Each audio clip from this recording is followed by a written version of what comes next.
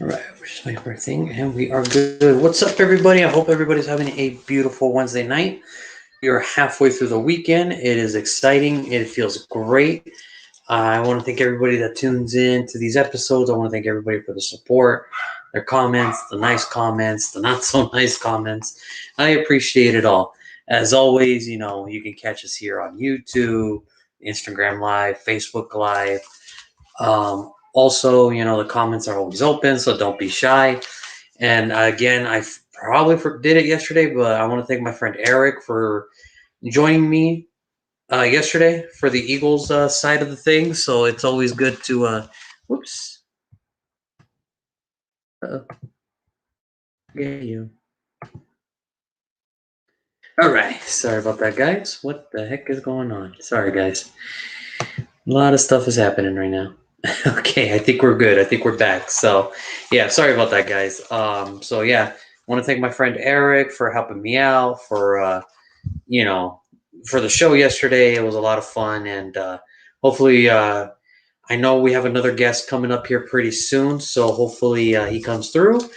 And yeah, let's just get on with the show. It's a lot of fun. It's going to be a lot of fun today, as you could tell. Today, it is all about the Chargers. Kind of an interesting year these guys had. So we all know how it went down. It was them and the Rams their first year inside that stadium at Inglewood, California, and it's a nice stadium. Looks like a nice stadium. Can't wait to visit that. It looks top notch. Like that looks like a grand stadium. That looks fun to probably watch a football game in. But kind of a weird year. We didn't know where they were gonna go. We didn't know what the outlook was going to be. There's promise, and it always seems that's the Chargers. There's always promise that their roster looks good and that the roster can make some damage. Excuse me. Sorry. Oh my gosh. Cannot stop coughing today. So it always looks like they have promise and everything, but in the end, it just didn't work out that way. They always tend to catch the injury bug, which is a shame. Really, it really is a shame because they have some talented people. They really do. They have some good people on the roster, and they always look like they're ready to compete. It's just that injury bug always catches them. So they start off their season doing Hard Knocks.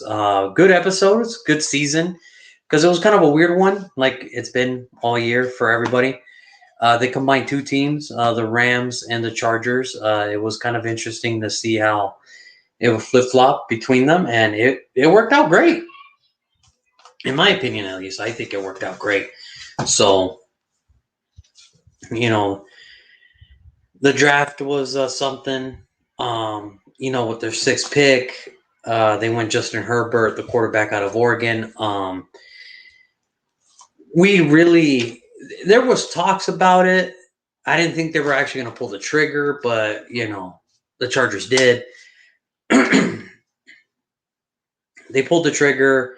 They went with the franchise QB, and we thought that was kind of it for them in round one. But then they came back. They traded back up for the 23rd pick. And they gave away the second and their third pick for that draft class to the Patriots to get Kenneth Murray, pick 23. Now, when you get those two type of players in the first round, your problems are almost solved. Literally almost solved. You got a franchise QB, and then you get a franchise middle linebacker. Nothing to it other than that. I mean, that's about as good as you're going to get if you're the Los Angeles Chargers. Then they had to wait until the fourth round to get Joshua Kelly, the running back out of UCLA. Now, he had some good moments. Obviously, Austin Eckler is the starting running back for the Chargers, but Joshua Kelly is a nice, kind of change of pace type of back. And he's very athletic. He can catch. He can run. He's very athletic, and he helps on special teams as well. So that's a good value pick at number 4. Fifth round, they went Joe Reed, wide receiver out of Virginia. Really what it was, special teams was a big case for them last year. They were one of the worst last year, and they really wanted to just emphasize on getting quicker and better on special teams. So they take Joe Reed, wide receiver, kick returner specialist. from Virginia, which I thought that was another great pick. Really just emphasizing again to get back on special teams and to really be dominant on all three phases of the game. 6th round, it wasn't a shocker of who they took. It was just more of a shocker that I can't believe he lasted there. Aloy Gilman, the safety out of Notre Dame, this guy had probably as much exposure than anything. If I do say so myself, he had a lot of good things going in, heading into the draft, and then I don't know what happened. I don't know if it was because of bad Senior Bowl or if it was because bad interviews, bad combine, bad pro days, or whatever the case may be. He just started falling, and to get him at the 6, now obviously he didn't have the best year, but I think this was a good value pick for the Chargers. Obviously, Derwin James and Adderley are there, so of course he's not going to get a lot of playing time, but he's a good player, and I think right now, I think it's just going to be a lot of coaching up between him and the Chargers to kind of get him up to speed and everything. And last but not least, 7th round, they went KJ Hill, the wide receiver out of Ohio State. Look,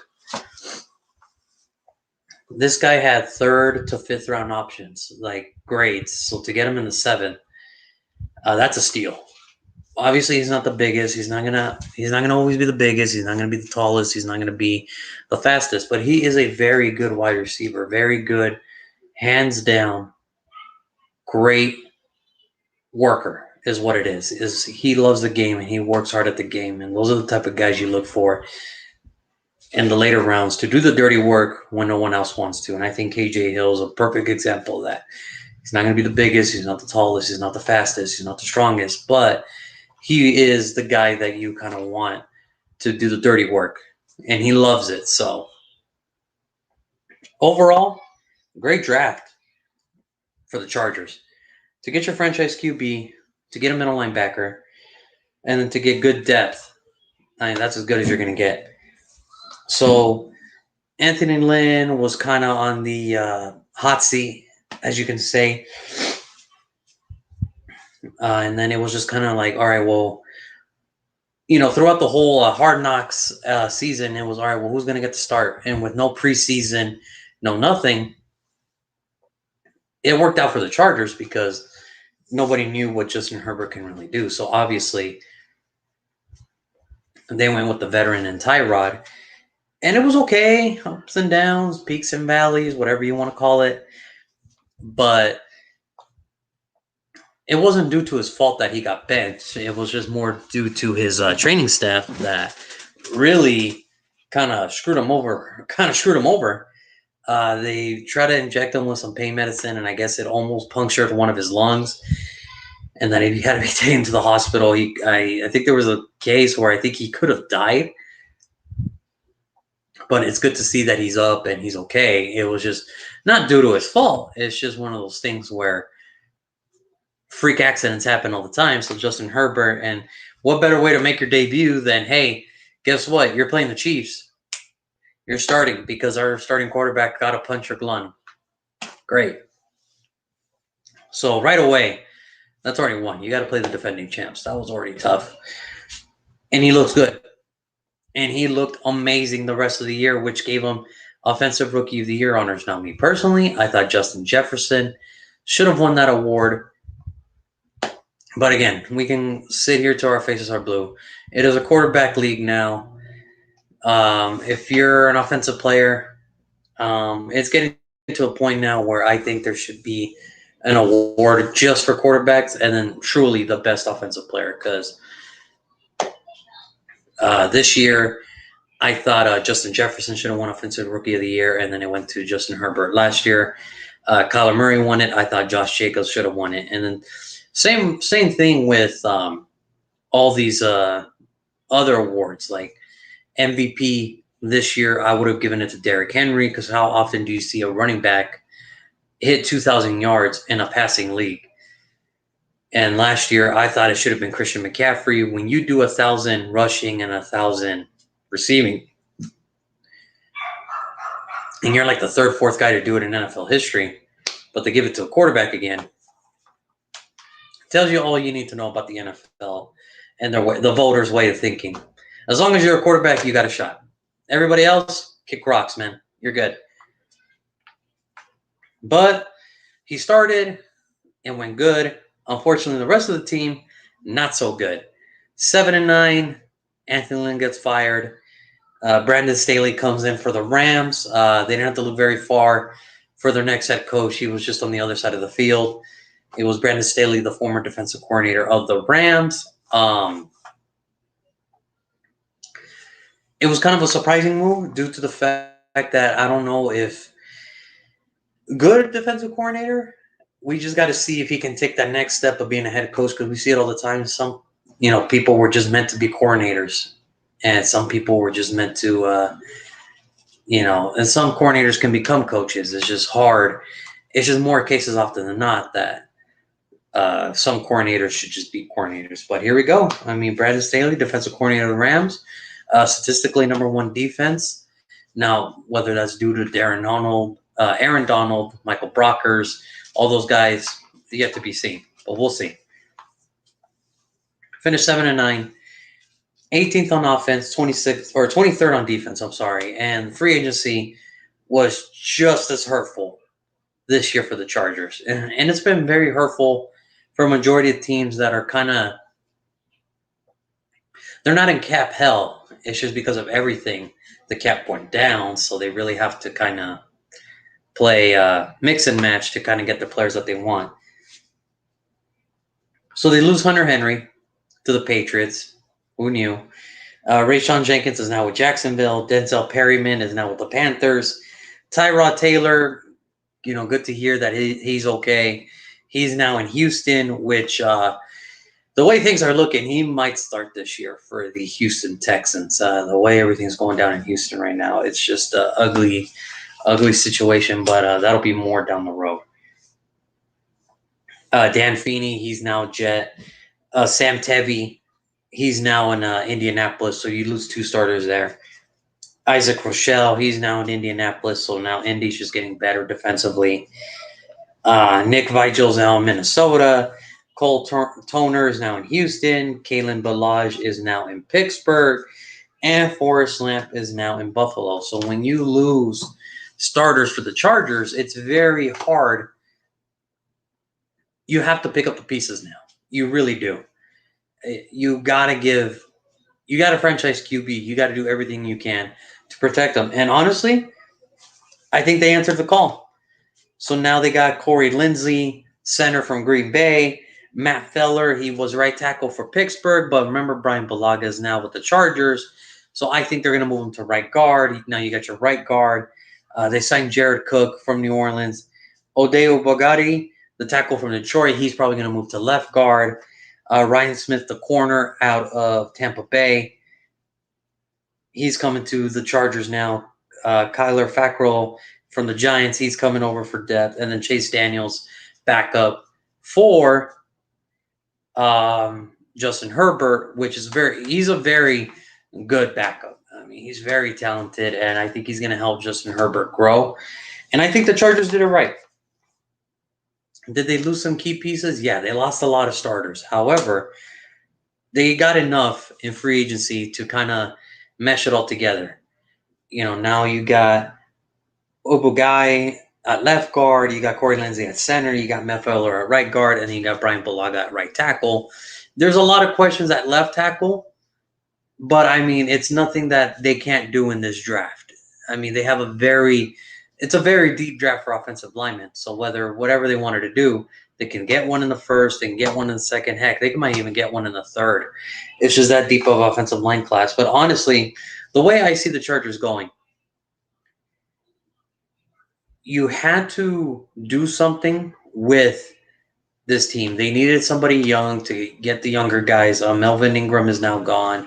A lot of these older vets are now leaving the Chargers, and they need to go young again. They need to go young. Now, I'm not saying that they're going to take a step back. I'm just saying if they stay healthy, they could probably compete, and who knows, maybe make the wild card. Because really, when you look at the roster, Keenan Allen, Mike Smith, you got KJ Hill, you got Joe Reed, you got all these guys, really offensively who are ready to step up. Kenneth Murray is the new leader of the Los Angeles Chargers. I was about to call him San Diego. About to call him that, but not today. I learned my lesson. It took me a while, but I learned my lesson. And yes, Hunter Henry is a big loss. That is a big loss for the Los Angeles Chargers. I understand that, that could be very hard, losing a tight end like Hunter Henry. I understand there was issues with um, his injury, but he's a good player when he's on the field. So really what it came down to was, I guess, money, and I guess New England just offered him a contract, and they weren't willing to pay the tag on him again. So I don't know. If I'm the Chargers, there's a lot going on through it. There's a lot of ways you can go, especially being at 13. This is kind of like the dangerous spot because when you're in the teens from 13 to 19, it's like you're 7-9, 6-10, 8-8. You're on the cut. Let me see. Oh, we got a comment. Too bad he's always injured. Yeah, I know it sucks. Hunter Henry, it does suck that he's always injured. When you're in those teens, when you're in like that 13 to 19 range, it's very hard to predict where these guys are going to go because you're either 6-10, 7-9, 8-8, 9-7. You miss the playoffs. So you're good football teams. These are going to be very good football teams that are coming up. You're just not good enough to be next level. And that's the frustrating part because when you look at the Chargers, they look like they can make a run, but then injuries happen. I don't know what's going on in that facility. I really don't. But they got to figure something out to keep everybody on the field together.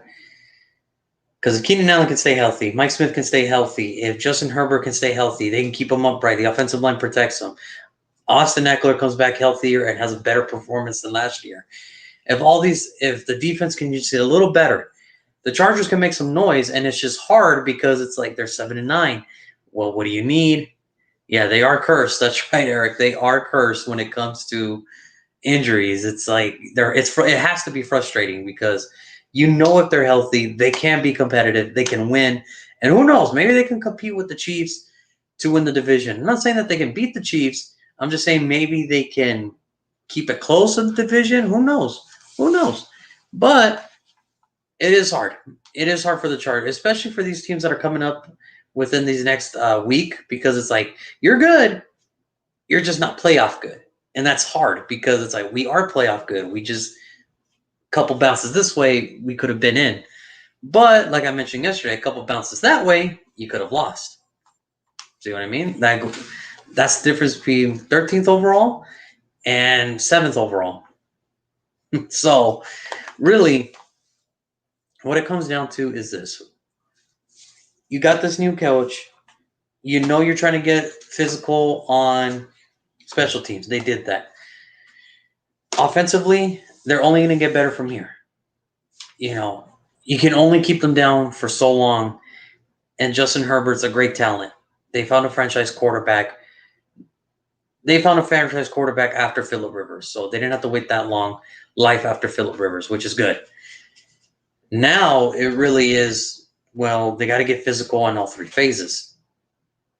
So to me, it would be hard to pass up on a tackle here, but I just think the draft class is so talented that I think they can wait just one more round.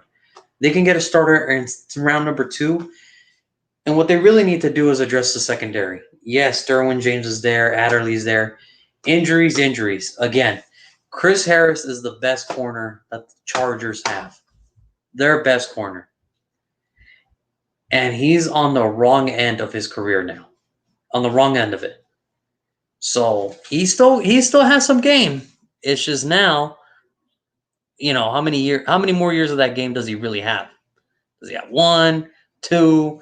It's hard to say. It really is hard to say. So, to me, it was very hard to pass up on a tackle here for the Chargers because I talk to my friend Roy all the time. And we always talk about it. If the Chargers can just get a franchise left tackle, they would be they'd be dominating. They'd be great. They'd be a good competitive football team that nobody wants to play. And if they stay healthy, nobody would want to play the Chargers. They're just that good of a team. So for me, I'm going to pass on a tackle here. But with everything going on, with the trade of Sam Darnold and everything, we'll do another redraft and another remock, 1 through 32, and then we'll go from there. So here we go. If I'm the Chargers and I'm at 13 and everything plays out the way it did, I don't know how you can pass up on this guy. You need to get better defensively. Obviously, it starts with pass rush, but you already got some pretty good pass rushers there. Jerry Tillery's coming onto his own.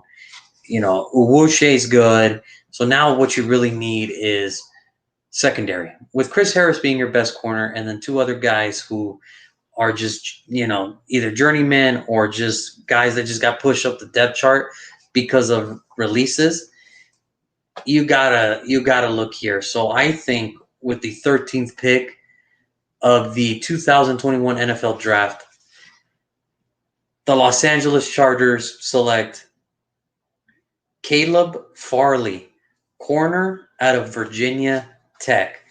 Now, I get it. We talked about it on Dallas. They went Patrick Surtain, and remember I talked about scheme and everything. Caleb Farley is a good corner. He can play in the NFL. Is there some things he has to work up on? Absolutely. Who's the better cover corner right now? Patrick Surtain. But we're talking about that much. In college, we're talking about like a thin line, a very thin line. And my pro comparison to a Caleb Farley, when I see him, I think of Jimmy Smith. Some of you remember him from Baltimore. Jimmy Smith really is the perfect pro comparison to a Caleb Farley. Tall, good weight, great eyes, great vision. And what they both have is if they get beat, they don't just get beat, not right away. They have what's called makeup speed. So if they get beat, they can catch up because their acceleration is so much faster than some of these other corners. Look, he's 6'2", 207. First team All ACC. And a lot of people don't know this. A lot of people do not know this about Caleb Farley. He was actually recruited to be a wide receiver. A lot of people don't remember that. It's the Richard Sherman story. He was a wide receiver. Coaching staff the following year said, hey, switch to corner. Because in 2017, he missed the season with a knee injury. So they said, hey, man, switch to corner. I don't know if he was up for it, but it's probably the best thing that ever happened to him. His coaching staff saying, hey, switch to corner, and now he's rated as a first-round cornerback. 2018, it showed that he was meant to play corner. 36 tackles, 1 sack, 2 interceptions, 7 pass deflections. 2019, even better. Nobody wanted to throw his way. 20 tackles. So that tells you right off the bat. Nobody wanted to test him. That's ultimate respect. The ultimate disrespect was when he got 4 interceptions, because when they tried him, most of the time, it was pretty much every 4 passes thrown to him was an interception when you really look at it. So one of those interceptions turned into a touchdown, and then he had 12 pass deflections. So what does that tell you? On the third one, it was a pass deflection. The fourth one, it was an interception. So nobody really wanted to try him. Nobody. He's a really good corner. First team All ACC 2019. I think if the Chargers get him, you put him with a Chris Harris. You have Chris Harris cover the number 1. Caleb Farley can learn covering number 2 right now. I think he fits the mold of a Bradley, defense from the Rams. Smart, good vision, great makeup speed, very zone athletic. He can cover his assignment. He is a very detailed man on where he wants the play to go. And I think that would be a great fit for the Chargers. I think he would do really good, especially how the AFC West is stacked up on wide receivers. When you think Kansas City, Travis Kelce, Tyreek Hill, Nicole Hardman, list goes on and on and on. Denver Broncos, Jerry Jeudy, Cortland Sutton, Deshaun Hamilton, Tim Patrick. When you think of the Raiders, Henry Ruggs, John Brown, Hunter Renfrow, Darren Waller. This is a division where you need a strong secondary because it seems like everybody has offensive weapons up the wazoo everywhere. There's divisions that have specialties. The AFC West has options when it comes to the passing game. And it shows because Justin Herbert won Offensive Rookie of the Year. Derek Carr had great, completion percentage. Why? Because he had so many options. Drew Lock, kind of bad, but there was promise. Deshaun Hamilton looked good. Jerry Jeudy, when he didn't drop, looked like a first rounder. And then Kansas City's Kansas City. Tyreek Hill kills it. Travis Kelce kills it. Everybody on that offense kills it. So what I'm saying is the Chargers have to get smart defensively. And they need to get better quick. And I don't think there's a better way to get better quick than taking Caleb Farley, number 13 overall from Virginia Tech. If you're a Charger fan, and if he's there at 13, you just want the general manager of that team to just go straight to the podium. So that's my selection today, guys. I want to thank everybody for tuning in. I want to thank everybody for the beautiful comments. Please share with your friends. Like and subscribe to the channel. We're trying to get bigger. We're trying to get better. I'm trying to create some stuff, some fun stuff we can all do here together. So if you guys got any topics, let me know. But can't stay healthy. Yes, Caleb Farley can't stay healthy. So freshman year, knee injury, it happens. 2 years, solid. Now, if he goes to the Chargers and he gets hurt right away, that coaching staff, that strength and conditioning coach needs to get fired pronto. That's it. That's enough of that. So, other than that, I want to thank everybody for tuning in today. Tomorrow we have the Minnesota Vikings. Yep, we got the Minnesota Vikings heading up tomorrow. I think I said that yesterday. I meant to say the Chargers. I don't know why I had Vikings in my head. Maybe I'm just excited for the pick, and I'm a big Mike Zimmer fan. So, other than that, have a wonderful day. Have a wonderful night. It's almost a weekend. Let's get through this together, guys. We have a few more shows before season 2 is in the books. Pretty soon, Saturday, we're going to do a recap of the first 16.